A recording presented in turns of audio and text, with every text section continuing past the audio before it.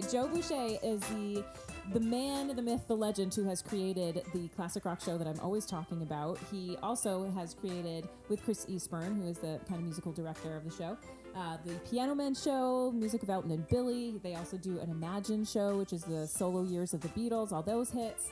And also, obviously, the classic rock show. So Joe has been a friend of mine for years now, since at least 2016 when he brought me, or no, since at least 2014 when I met him at Magical Christmas. Oh my gosh, we keep messing you that up. do keep messing that up. I think of my actual working relationship with Joe from the classic rock show. Yeah, because he was like the guy, like he says in the interview, the guy that was like, if he was doing his job well, you wouldn't know he was there, and he'd hand me my microphone and make sure I had all my stuff and water in the dressing rooms and all that stuff. But really got to know him better during the classic rock show. He's one of those people, we asked him to do an interview so long ago, and he has always been ready and willing to do it, and we keep canceling on him because we keep doing more and more home projects that we can't get out of our stupid system. It almost got canceled today. I was like, are we going to make it? Are we going to make it? But he's been so patient with us, and we can't wait to hear from him, and we hope you enjoy our interview with Joe Boucher.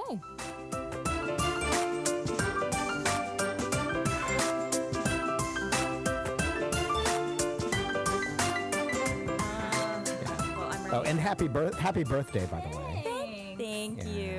So, we're not going to mention it. We did a wedding this last weekend, obviously, and now this will be on the podcast. So, right. and one of my bandmates announced to the whole place that it was our birthday, and he even said our age, which I'm still all right with, but. I'm still all right with. Yeah. See, I'm going to go back to my 3 words. I don't know. Wow.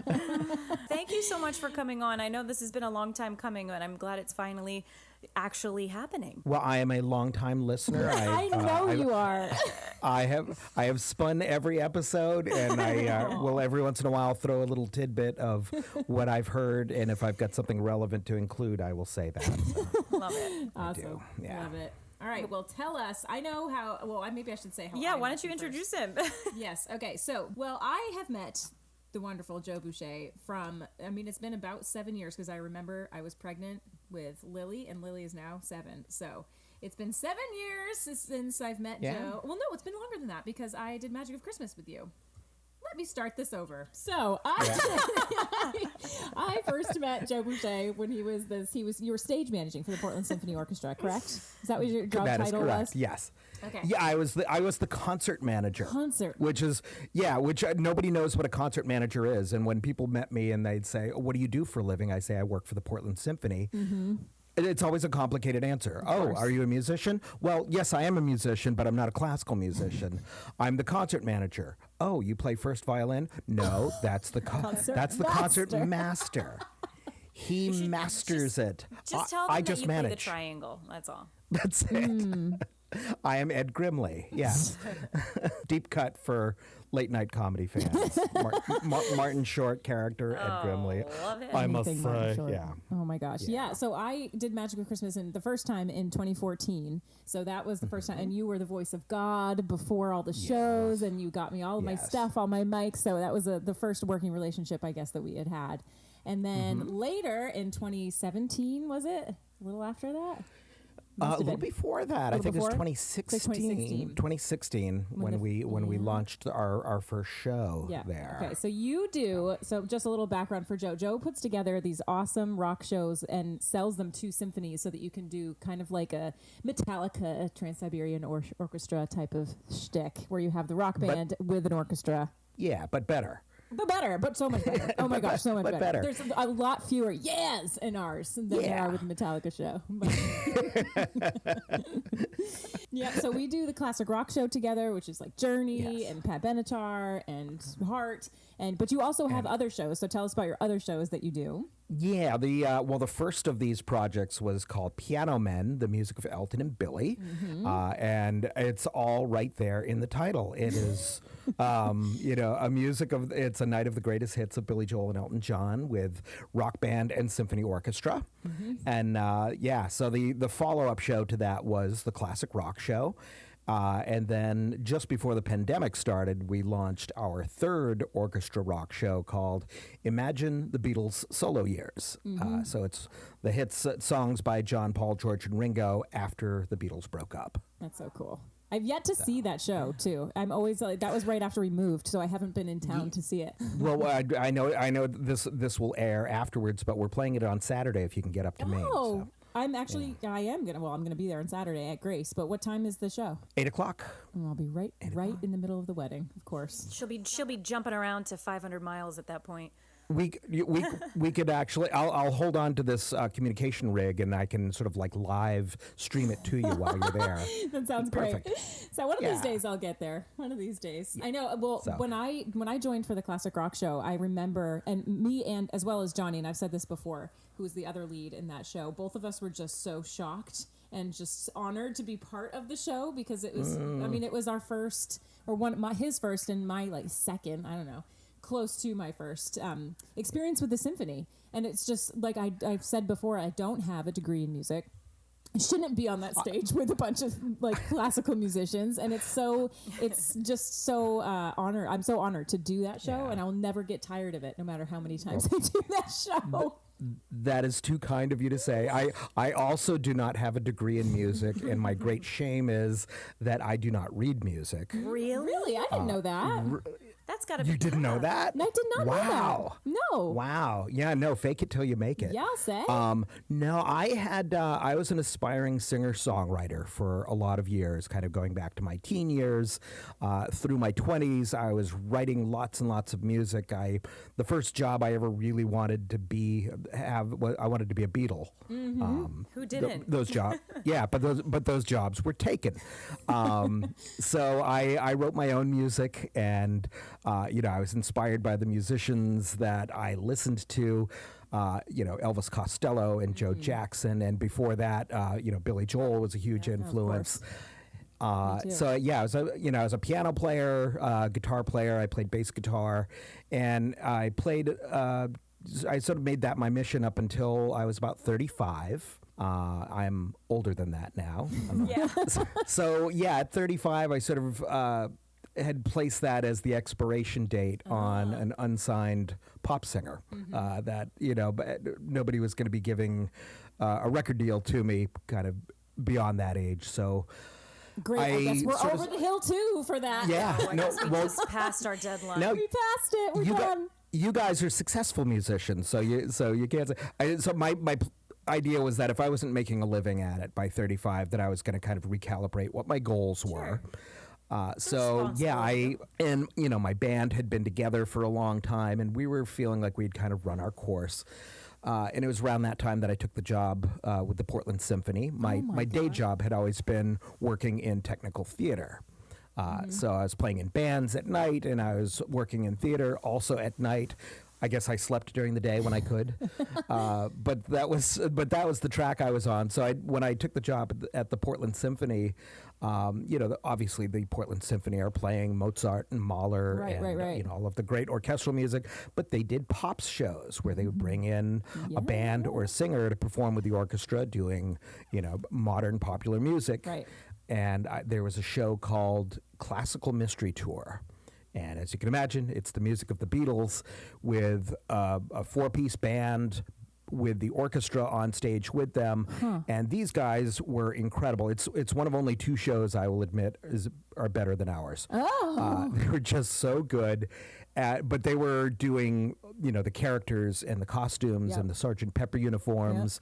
And, and my friend here is going to play a song called Yesterday. And they do, they were fully on it. But then there was another show that the Portland Symphony brought in, Byron Stripling, who does the music of Louis Armstrong. And he didn't do an impression of Louis Armstrong. He just did the music. So the light bulb went off. Oh, I could approach doing this without sort of doing the silly Las Vegas lookalike thing. Right. I don't have to sound like AC/DC. I can just sing their That's songs. right. That's right. It's kind of honoring their music. So that was the impetus to put together Piano Men. There's actually in the North Carolina Symphony, I just saw that they're doing a Piano Men show. The music of Elton and Billy in the North Carolina Symphony. I was like, "What, Joe?" And then I was like, "Oh, it's a different one, huh?" Yeah, well, I won't pretend that doesn't hurt him a little bit. It does. Come on, get down here. That'd be so much easier. Yeah. This just makes the case for if you want to do something like this, just go for it. Like you don't read music, you can get musicians to write the charts for you. You can get people to play and play with you. And you can also play yourself, too. You can practice, especially since it's not like, oh, we're just going to do a random song. Like, we're going to practice this list of songs. I'm going to make them awesome. I can ask for help if I need to, and we're going to put together. And you also had tons of experience with shows and putting things together, and the behind the scenes of that between the symphony and just the theater work that you were doing, that you kind of knew how to put a show together and something that people would want to see, which is also really important. Really important. Yeah, I mean, I think I've got a pretty good sense of what people like. And working, a career working so many concerts. I was also a union stagehand for a long time. I have literally carried the pianos of Billy Joel and Elton John. Oh my gosh. So having worked all these concerts and then working with the concerts that the Portland Symphony was producing, I sort of adopted best practices, I guess they would say, in business school. Where it's like, all right, what makes some shows work, and why are there others that I don't really want to see again? And from the production side, how could I put together a show package that orchestras are going to say, well, this is easy. We that we'll bring these people in, they know what they're doing. So it was really trying to make the show, give it as broad a reach as possible. Right. Musically and technically. Right. And you said that when your first show, I remember you saying this, the first Piano Man show that you did at the State Theater in Maine, in Portland, Maine, you had Billy Joel's drummer play with you. Yeah, yes, I did. Cool. What a cool little tidbit. Yeah. How did that happen? It was kind of incredible. Still kind of blows my mind that happened. When Chris Eastburn, who is my creative partner, who's put together the orchestral charts, he's a classical composer. When he and I first were planning Piano Men, our original thought was going to be, well, let's work with the University of Southern Maine Orchestra. Maybe we can do a recording in their rehearsal hall. And then the State Theater, which is this beautiful theater which had been really run down but was making a big comeback, was reopening. So it's like I started thinking bigger. Let's make a film and do all of the production stuff so that we can show orchestras what the show is going to look like and sound like. And I asked my drummer from my old band, Steve Hodgkin, to play the show. And Steve said, yeah, this sounds like so much fun. And then he called me a day later and he said, you know what? I just had twins, and I gotta say I don't have the bandwidth to do this right now. I get it. And I appreciate that you asked me, but I can't do it. And I thought to myself, oh, what a baby! I can't believe you're not going to play a show because you had twins. Like that would never come back to ironically bite me in the ass. As we all know, Joe also has twins. Yes. The punchline is I had twins a few years later. So, but I'm still doing shows. But yeah, so I asked Steve. Steve said no, and I had read an article about Liberty DeVito. He was not playing with Billy anymore. And people asked what he was doing. He said he did a lot of studio work. And here's how to get in touch with me if you want to work with me in the recording studio. And hey, I might even play a show with you. So I wrote to him. And he thought that I laid out the whole idea, 60-piece orchestra, rock band. And, we're not going to get into costumes and, Elton John wigs and glasses and stuff. Right. And he thought the idea was great and had legs. So he said he'd do it, and I bought him a plane ticket, got him a hotel room. He flew in on Friday. We rehearsed with the band Friday night just to run through everything. Rehearsed with the orchestra the next day, and then that night we did the show. Amazing. Wow. Was it just the one show that he did for you? Yes, he's expensive. No way. But he's really good. And I was, at the piano, and I had worked really hard for about a year, kind of mastering all of these, these passages and licks on the piano to, people are going to be saying, all right, you're doing Billy Joel, Elton John music, Oh my gosh! I actually just that thought never occurred to me for that first show, especially here's a guy who's worked with the actual Billy Joel, and now you have to sing for him and play for him and be I'm trying with Billy Joel.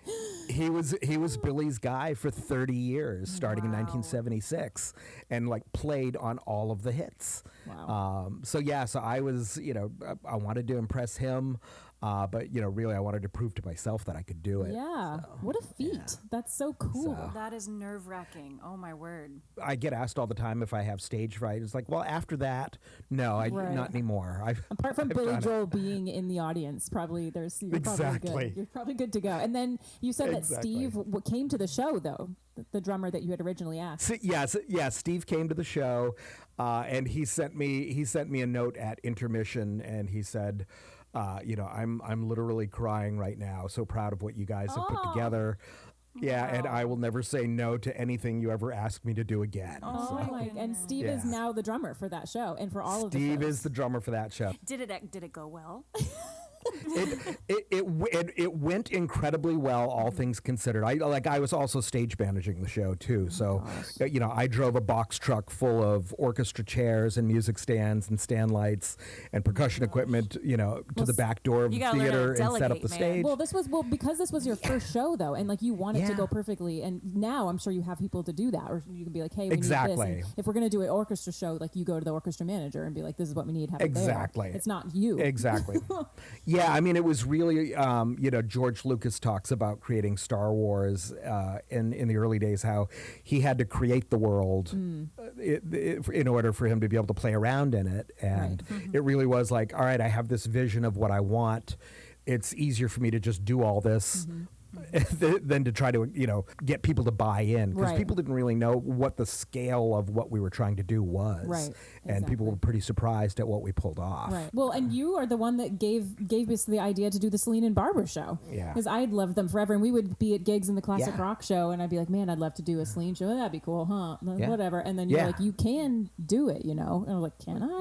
Yeah. Just like Yeah. kind of similar things to you. Like I don't play anything. I mean, I fool around on the piano, but like I would never ever consider myself a musician in that way. My whole secret to success is just surrounding myself with really talented, ambitious people.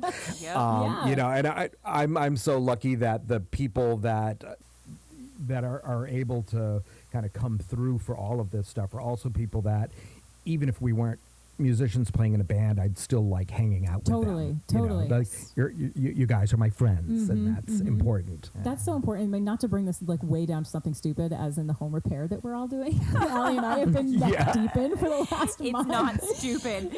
I have put many blood, sweat, and tears into this damn stairwell picture framing, okay?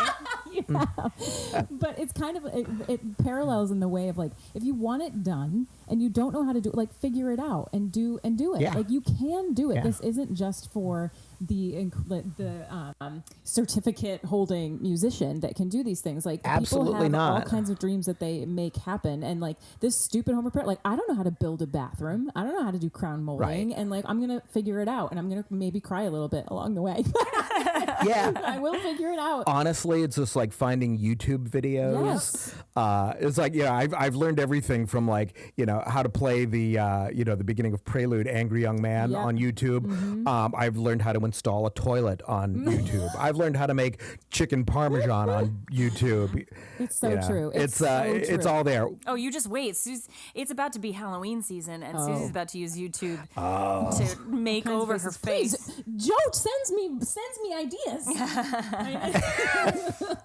I'm a big fan of the Halloween I love makeup. it. I was just So, thinking yeah. that I'm not gonna be able to like going. I'm not gonna have a second to do that until like maybe the 15th, until my last gig in Maine, or I'm gonna have to. Yeah. I'm only gonna have 2 weeks. It's gonna be an everyday thing. We're really trying to see if Peter Shannon, who we've had on the podcast last year, a couple years ago, Yeah. who's a conductor for the He was Jackson. formerly the music director for the Savannah, Georgia Symphony Right. Orchestra, but is still the music director for the Jackson, Tennessee Mm-hmm. Symphony.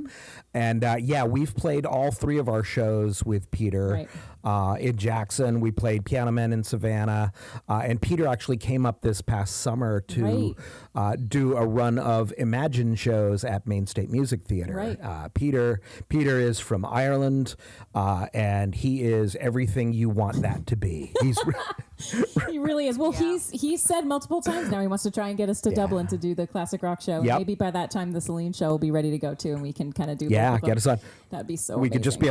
could just be a traveling circus with all four shows. That's For my any of your musical needs, whatever you need. Yes, guys, we're here. There you go. What do you got? A la carte. Oh my gosh, yeah. So working with the, not to totally switch gears here, but working Yeah. with the symphony for so how long did you work for them? I was there for 16 seasons. Amazing. So you must have stories. You must have crazy stories of people that have worked there, things that have happened that went wrong and you fixed or whatever. Yeah, well, that's the whole mystery of my job as the stage manager. I always said when I was doing my job well, nobody noticed I was there. Right. That I was just sort of like the invisible Band-Aid for things.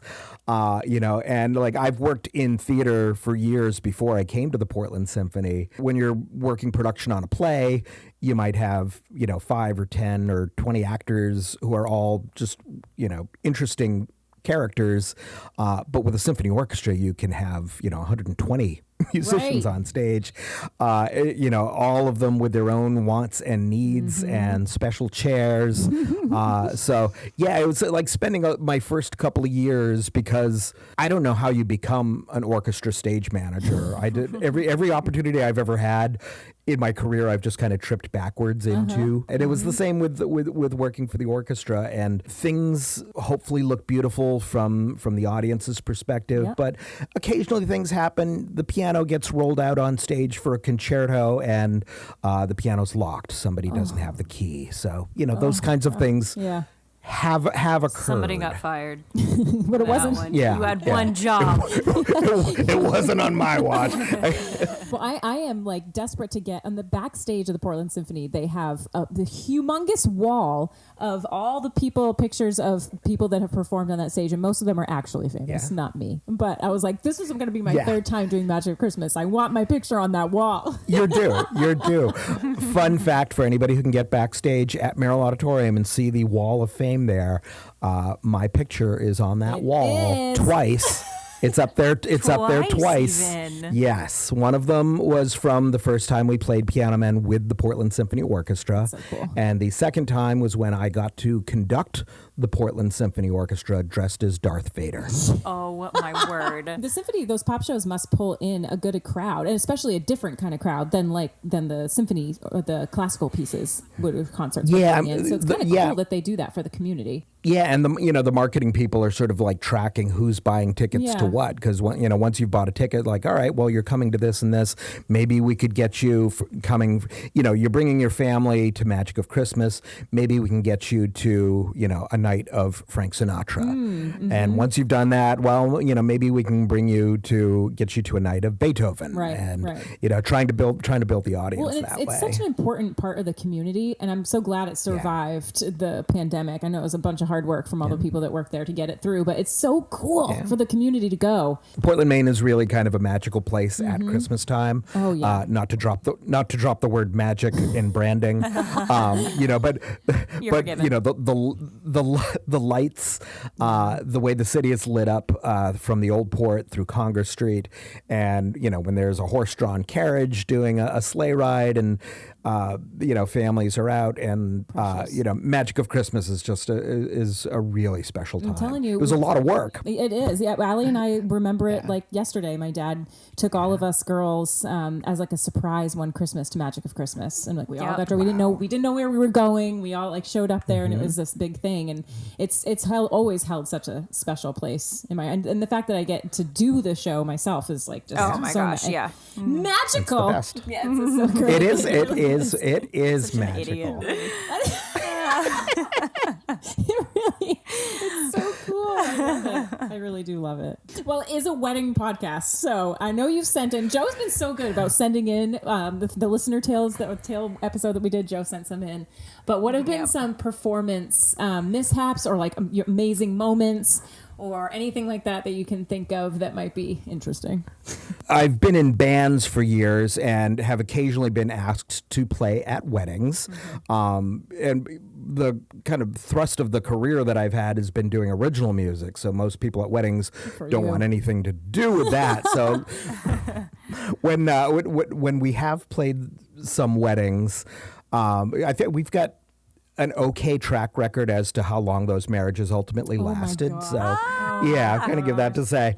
I did DJ a relative's wedding years ago. I was like, just out of high school, and there were sort of some of my country cousins, and it was at a VFW hall, and I remember thinking that it was going to be really funny to play Paradise by the Dashboard Light.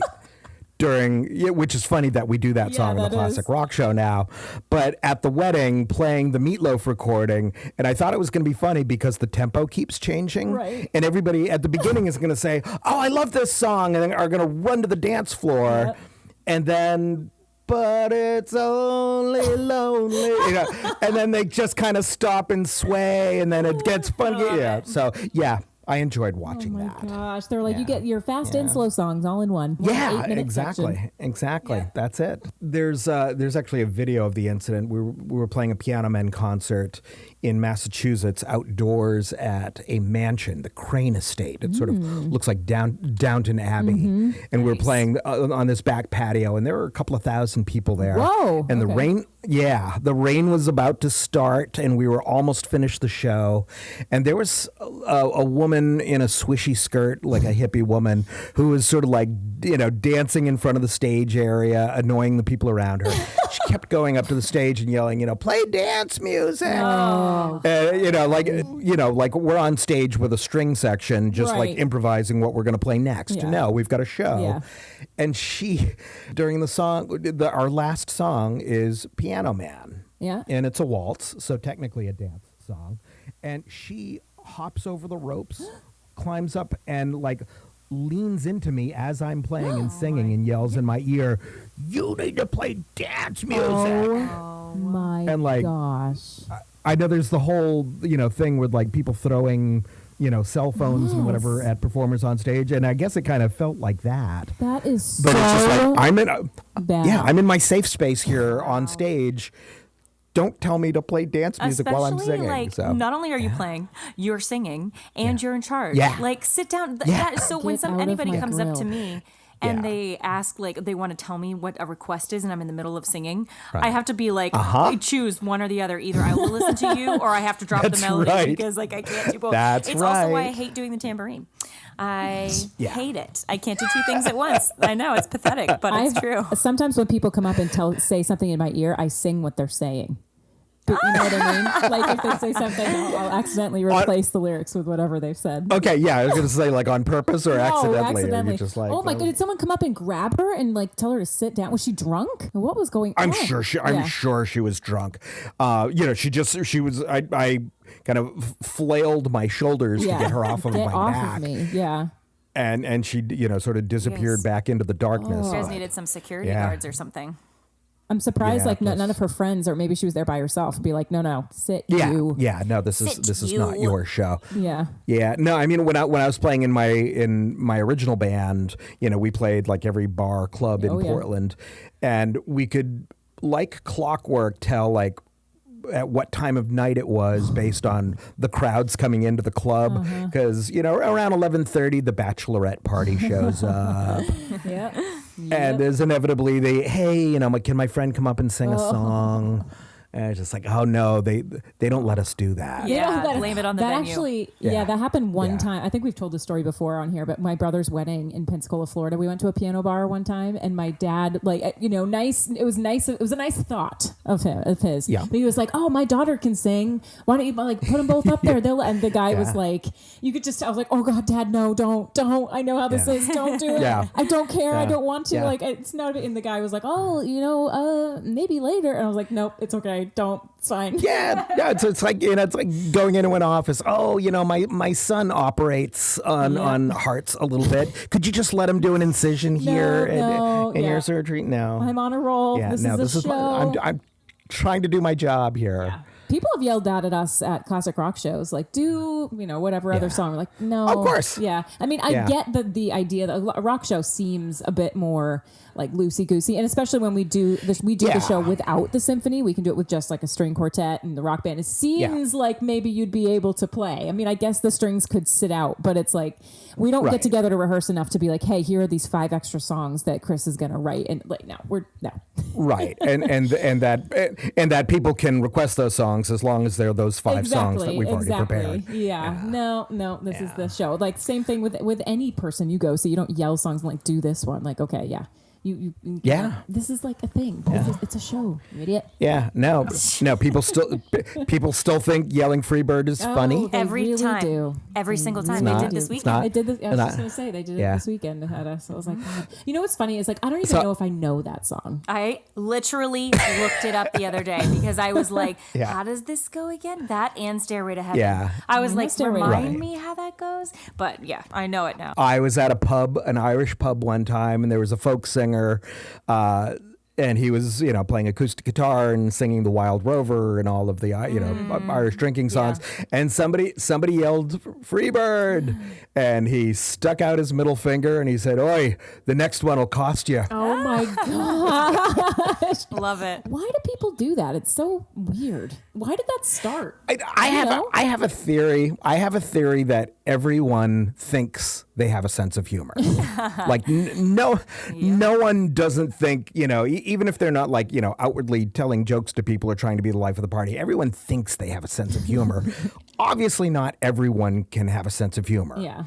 And people are just regurgitating something that somebody said once that got a reaction, and that's their version of a joke. It's old. We're over it. Everyone who's listening. Cowbell kind of overtook Freebird. Yeah. I think the fact that we actually do have cowbell on stage for classic rock orchestra, I think we handle that beautifully. Well, at least there's like a reason for cowbell. I mean, isn't that the Will Ferrell SNL thing? Yeah. So, I mean, we know where that came from, but Freebird is a whole other story. But yeah, lost in the mists of time. I'm sure some historian will be able to dig back and find out, what is the origin of the the Freebird meme. But it really is kind of fun to connect with audience like that, but even more so to connect with orchestra players afterwards who are.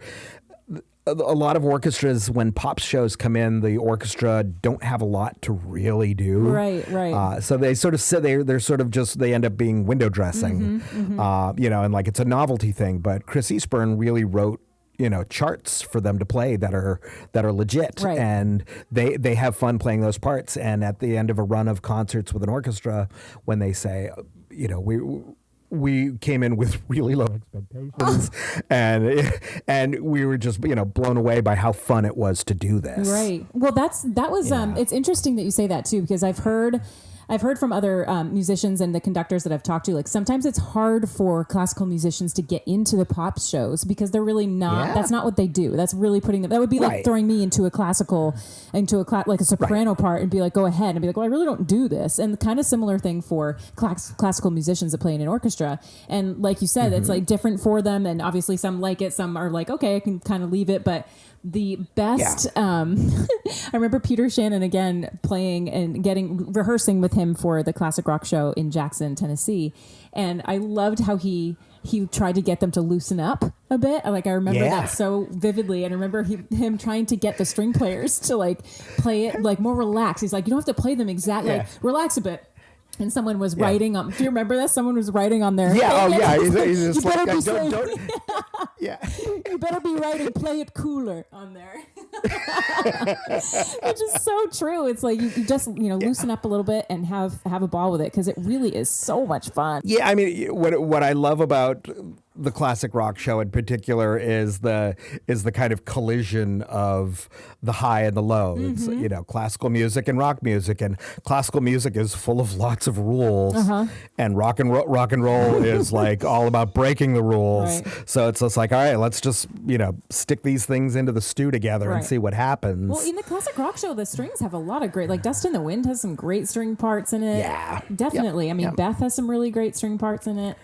It's really I think Sweet Talking Woman, which some people say is the best song in the show. Yeah. Oh yeah.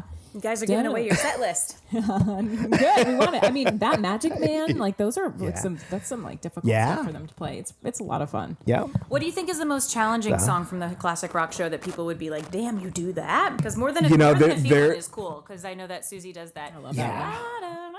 Yeah. The vocal acrobatics that go on, particularly in that song and things like, Under Pressure. Anytime you're kind of the 70s rock singers, the male rock singers that had these really kind of high tenor voices, Under Pressure is such a fun song, and just the reactions that people get out of it.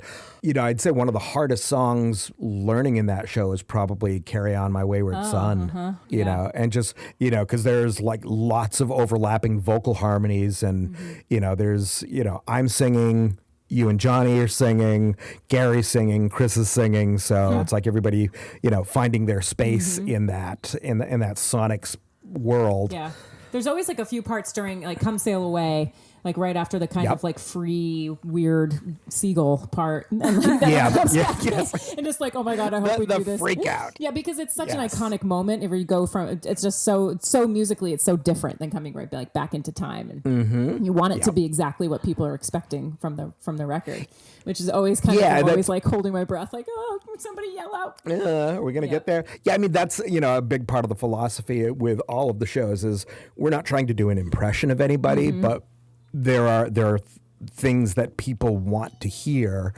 We want to be pretty faithful to what they know while also bringing the orchestral element to it. So I know that you're doing Imagine, and do you have any other shows in the works? I mean, that one's relatively new, so I feel like that's a lot of work to put together a whole other idea. Yeah, it takes about a year for Chris to write the charts for a full show. Yeah, I mean, Susie's heard me say this from the stage 100 times, but Chris and I have this great working relationship where, I spend a couple of hours making a mixtape, and then Chris spends a year writing the charts to it, and that's the division of labor. It sounds similar to me and Susie. She knows what I'm going to say. Yeah. That sounds similar to the workload division for this podcast. Yeah, exactly. Yeah, she said in the car yesterday, she's like, why am I doing everything for this podcast? I was like, I don't know. How about you take over the Instagram? That's so funny. Allie's going to take care of all the production. No need to worry about it. I am very happy to be Type A, got everything ready to go. I'd be like, where am I? Tell me where to be. Somebody like, tell me what I need to learn. Tell me where center stage is. It's funny.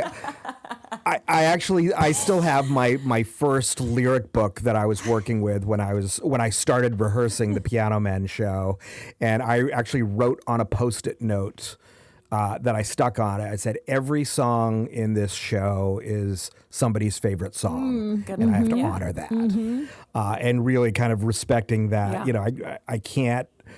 Phone it in. Everything we do has to have purpose behind it because it means a lot to the people who are there, who have spent their money to come see a show. I have never learned that lesson more than when Mixology did the James Bond show. Tribute show. Yeah. And there are some James Bond theme songs that are ridiculous. Like All Time High, Your Eyes Only. And like we would make fun of them as we were learning them. We were like, these songs are ridiculous. They're so dumb. And we would get done. We got done with the show and so many people came up to us and were like, oh, those songs, like Your Eyes Only. That's my favorite song. And we were like, really? And like Sheena Easton. Yeah. And we did, of course we did them the best that we could. But they were not our favorite songs. But I mean, the same thing with weddings. Like you play every song the best you got. Nobody, or I don't know many bands that really love playing Shout or Brown Eyed Girl or My Girl or Sweet Home Alabama anymore. But people freaking love it. Exactly.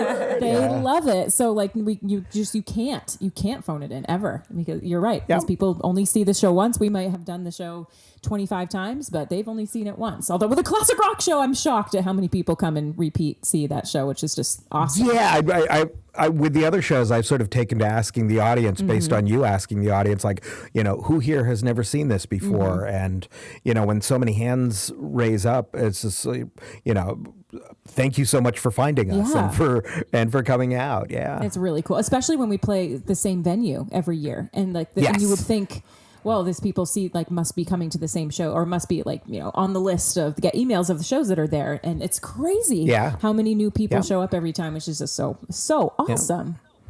Really Makes it feel good. And plenty of return business too. So yeah, that's really touching, I should say. Yeah. I guess we've kind of made it. Yeah. Oh my God. If people come back to the show. I mean, you've had such success with these shows. Such success. I mean, people must see this and just be like, that is the coolest thing ever. It is the coolest thing ever. It's really impressive. It's fun. And I mean, like I said, it was my dream was to, perform, write, and record my own music. Right. And that didn't work out for me on the level that I wanted it to. But as far as consolation prizes go, like this doesn't suck. Well, Susie, it's like you. Go ahead. No, it's just I've had much more success as a musician. Being what I call a nostalgia merchant, playing other people's music. But people are so engaged and grateful to it, and you finish playing Don't Stop Believing, and they scream, they cheer, and the classical musicians that we play with love that too, because they don't get to experience that kind of reaction screaming all the after them. Absolutely. That's so much fun. Yeah. I mean, I remember Robert Moody, who was the previous conductor of the Portland Symphony. I remember him saying one time, somebody asked him in a luncheon, like, what's your favorite type of music? And like, what do you hate playing? And he was like, I if it's good music, I'll play it. I'll like it. He's like, it doesn't matter if it's country or blues or classical or whatever it is. If it's good, it's good. And I want to listen to it and I want to play it. And that I've always remembered that, because I've always felt the same way when people ask me what's your favorite song. I'm like, it depends. I like it all. I mean, there's not much I don't like. I really can't do techno, but other than that, like there's really not much I won't listen to if it's good, if I like it. Yeah, I was I don't know if it's Duke Ellington or somebody was asked, like, or said there's only two kinds of music, good and bad. Yeah, for sure. Like, I'd sit there and listen to country and bluegrass sometimes. I'd sit there and listen to rap sometimes. Like, whatever it is. Doesn't matter. Yeah. Well, the big question is, Susie and I want desperately for the Classic Rock Show to come to the North Carolina Symphony. And so how can we make that happen? Because I would love to see that here. Yeah, well, I mean, and we had you on stage with us. Oh my God, that never should have happened as well. No, that never should have happened. That was so much fun. That was embarrassing. Love that. Was it? Yes, because I didn't sing the right thing, and I was like, was it as embarrassing as us having to stop the whole orchestra? No, that was worse. That was worse. But that, if I were to ever come back on stage, I would want to be much more rehearsed for a symphony show. But we could do it. We could certainly arrange that. I'll practice for the Celine show. That'll be the first trial by right. fire. But yeah, That's right. I'm serious. I would love to see. Susie do the Classic Rock Show with you guys on the North Carolina Symphony stage. Is that just as easy as knowing somebody who's in the band or in the symphony, or what? What do we have? Yeah, it's like those are the feet in the door, because the orchestras are always looking at like what's going to sell tickets. Mm-hmm. Yeah. What do we have the capacity to do? So, and they're looking for ideas from all quarters, and there are marketing people who work for orchestras who are hunting for things, and there are players who'll say, I played this show and it's awesome. We should consider bringing it here. So yeah. It'd be nice to not have to fly. It'd be cool to be like, hey, all you losers, you're flying to me this time. Hopefully we'd end up with a story. Yeah. That would be cool. That would be cool. Don't worry. I'll see if I can work on it. I mean, the last time I played with you guys was with Peter, Shannon, and Jackson. And I think it's just Peter's like, I feel weird calling him Peter. I feel like I should call him Mr. I don't even know. Mr. Shannon. Or Mr. Peter. Mr. Peter. That's a Southern way to do it. But he, I think just being Irish, he's able to hold a lot more beer than we are. And I remember leaving that day, not sleeping. Oh, no. And just not realizing also how late it was. and just having to get on the flight completely toasted and like just begging not to throw up on the way home. We left the bar to go to the hotel to get our bags to go to the airport. Yeah. Like we didn't even sleep. There's a picture of me that one of the band, I think Nick, our sound guy, took of me with like my legs up on my suitcase asleep in the seat. And he's like, what a rock star. Yeah. Pretty sure I puked in your bathtub in your hotel room. How's that for rock star? Partying like a rock star and then partying like a rock star with Peter. Jeez, that is another level. Can you imagine? Maybe we need to do a U2 show. I don't think my body can handle it. I'm 36 now. I don't think my body can handle it. If his can handle it, he's come on. Irish. He's like 20 years older than you are, too. So he doesn't act it. I hope I'm like him when I'm 20 years from now. Well, thank you so much, Joe, for coming on. Well, no, before you go, I want to hear what you're doing now because I know that you don't work for the Portland Symphony anymore. What's your new gig? So my new gig for the last year is I am an on-air classical music host and producer. Amazing. I'm on the radio and spinning the oldies on public radio. The hours are really pretty ideal. Just I've got 3 young kids, so I'm on the radio from 10 in the morning till 2 in the afternoon. Perfect. I've got some other work that I do because now instead of just producing the Portland Symphony concerts for the radio, I have to produce one of those concerts every week with a different ensemble. So so I spend a lot of time doing audio editing. So Allie, I totally sympathize with you for the production side of things. Watching the little zigzags on the audio programs and praying that Susanna doesn't sound like she's underwater when she sends me her audio. I just like to give you a challenge. That's fine. What radio station is it? It is Maine Public Classical Radio. So you can listen over the airwaves if you are in Maine, or you can go to mainepublic.org and you can live stream us. So we're 10 to 2 we're weekdays? there. We're global 10 to 2 weekdays. What was your favorite concert that you did with the Portland Symphony? Like your favorite, I guess, Pop's concert? You mean other than the ones other that we than played? Ours, yeah. Was ABBA. Oh, no way! A band who did a band who did the music of ABBA. I can see that would be pretty fun. Yeah. Wow, that's cool. That would be a fun show. And I'd say we could poach that one too. Yeah. I just need two female singers. Do you know anyone? Yeah. I know. Yeah. I think we could help you out. That would be ridiculous. Yeah, that would be really fun. Thank you so much, Joe. Keep writing us in those stories too, so that we can post that eventually. And I will keep that going. Yeah. And so, where can they follow you on? Are you on Instagram or anything? Does it do the Insta? I don't have an Instagram. That's probably for the best. All right.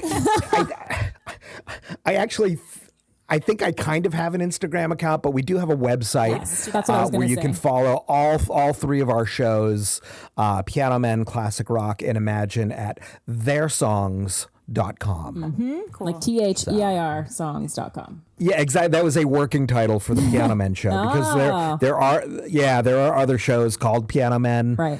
So when we were trying to think up other titles, their songs, the music of Elton and Billy, was one of them. So which is a little play on Elton John's Your Song. Right. So. Yeah. Keep up to date with that website so you can see all of the upcoming shows that we have. I know there's one, the Classic Rock. I know the next one we have is in February at Biddeford City Theater. So Biddeford City Theater, my hometown. We always pull a good crowd for that. Yeah, that one's great. The theater's so beautiful. Yeah. Thank you so much, Joe. This has been great. So glad we got to actually talk to you. I know. You're like one of the very few interviewees that we've had this year. So this is a so good. treat. We're going to have to get more. I've been listening. I've been listening. We're going to need to because our gigs are about to run out. To end. Yeah. Thank you so much, Joe. Allie, Suze, you guys are the best. Ding, ding, ding, ding, ding, ding, ding, ding, ding, ding. We have to do your outro. That's so cool. Not so fast. Awesome. That's so funny. All right, thanks, Joe.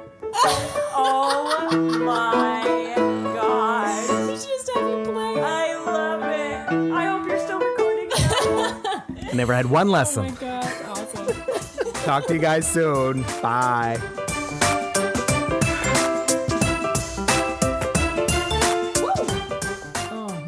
Makes me excited to do the Classic Rock show. It makes me want to hear it. I've only heard you guys do it once. I have really? to. Yes, when I was back with Peter Shannon. Are you serious? That's the only time I've heard it. Yeah. And that was years ago now. That was like 5 or 3 years ago. That was like 28. No, that was...